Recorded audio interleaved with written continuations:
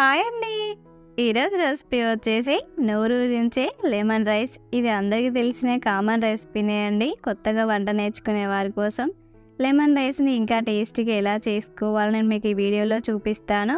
ముందుగా అన్నాన్ని వండుకోవాలి. ఇప్పుడు ఇందులో చిటికెడు పసుపు, రుచికి సరిపడా సాల్ట్ను వేసుకోండి. 1/2 టేబుల్ స్పూన్ వరకు ఆయిల్ని వేసుకొని ఇవన్నీ రైస్కు పట్టేలాగా బాగా కలుపుకోవాలి.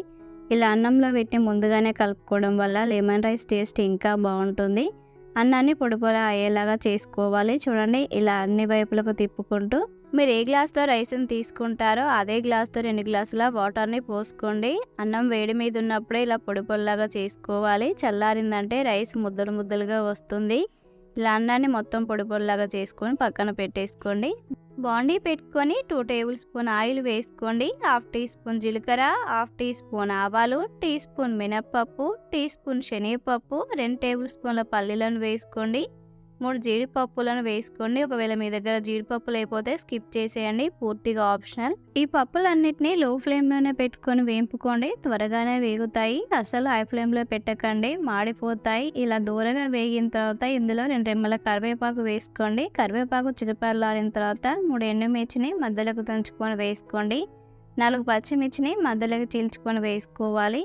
పచ్చిమిర్చి వేగేంత వరకు ఉంచుకోండి. పచ్చిమిర్చి వేగడానికి 2 లేదా 3 నిమిషాల టైం పడుతుంది. దగ్గరే ఉండి కంటిన్యూగా కలుపుతూనే వేపుకోవాలి. ఇలా పచ్చిమిర్చి వేగిన తర్వాత ఇందులో చిటికెడు పసుపును వేసుకోండి.